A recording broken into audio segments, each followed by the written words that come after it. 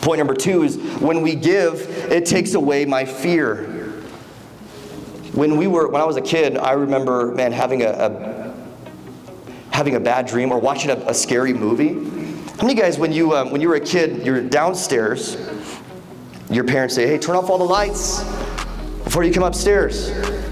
The fear that sets in an 8-year-old, because as soon as you hit those lights off, you know something's going to be chasing you. Anybody else ever did that? Like I did that. Like in my mind, there was like shadow creatures, and they were like, there's thousands of them. And you planned out your escape, how you're getting up into your room. You're like getting ready, you have the light switch, you're like, okay, you're looking around, you see the first step, because you know as soon as you turn the lights off, you're not gonna see the stairs, so you gotta have an idea of how to get upstairs.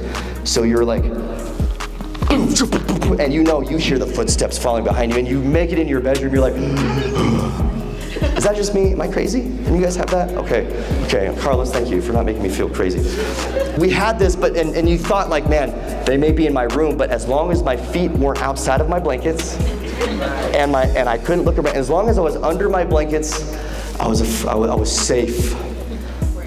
Or maybe even at the most extreme times, I had to go to my parents' room, go ask for, hey, can I sleep in your guys' room? Can I sleep in your bed? And our kids, younger kids, they did that. And they would, hey, can I sleep with you? And I'm just like, oh no, okay, fine. But the peace of just being in the presence of your parents and of my parents, being in the presence of your God that loves you.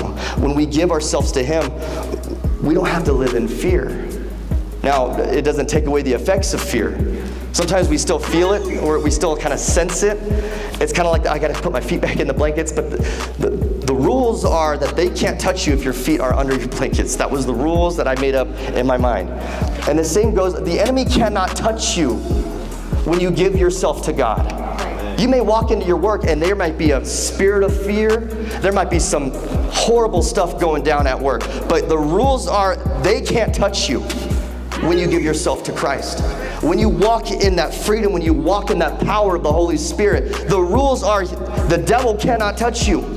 You don't have to live in that fear. It might be a little scary at times, and it takes some courage to step out. That's okay, but God says, fear not. I will not abandon you. I'm going to go before you. Don't worry. You're not going to step out in isolation. So let's not live in that fear, but let's continually give ourselves to Christ, because when we do that, He takes away the fear. 2 Timothy